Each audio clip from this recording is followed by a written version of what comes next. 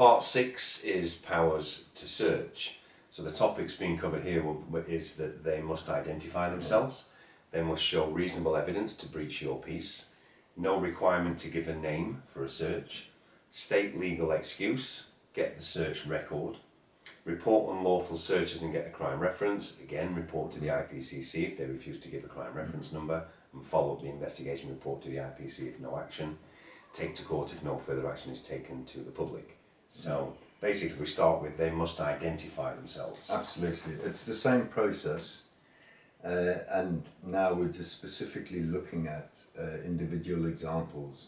So they may give you a reasonable excuse and then say we want to search you.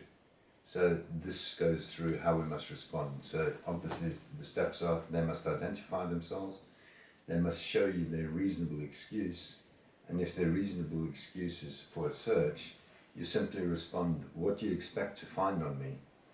And what evidence leads you to that belief? That's extremely important. Any legal claim you may have is order following, which is not lawful excuse under the binding common law precedents of Commissioner of Police of the Metropolis versus Razi 2009.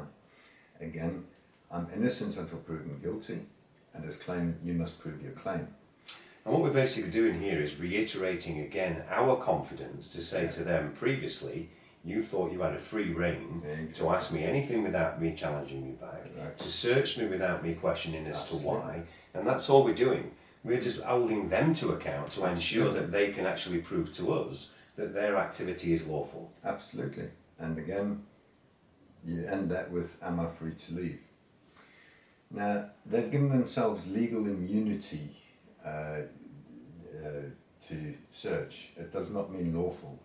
This is why it's so important, the difference between lawful and legal. Yeah.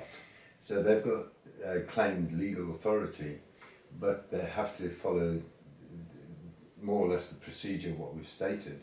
What do they expect to find? What is their legal authority? And basically, in the Criminal Justice and Public Order Act 1994, they can use the excuse for offensive weapons. The Police and Criminal Act 1984, stolen goods.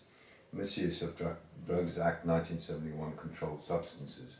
So these are things where they'll use legal excuse as opposed to lawful excuse. Of which stolen goods would be lawful excuse actually. So the other two are not lawful, but that's another topic. Once they've searched you, they must give you the search record and the conclusion of the search. And you do not need to state your name legally for search. Then the same thing, create your record, go down to the police station, get a crime reference number, follow it up. If they've not acted upon it, report it to the IPCC, and keep following it up so that we can start to hold people to account. We're all equal under the law. Nobody's above the law. We all have a right to uphold the peace. We all have an obligation to uphold the peace. Therefore, we all have equal powers. What they can do, we can do. All we're simply doing is holding them to account. And we've seen how effective that is so far. Oh, very effective, yeah. Yeah. And we'll be showing videos on it where we're actually implementing these things. Good. Okay. Thank you.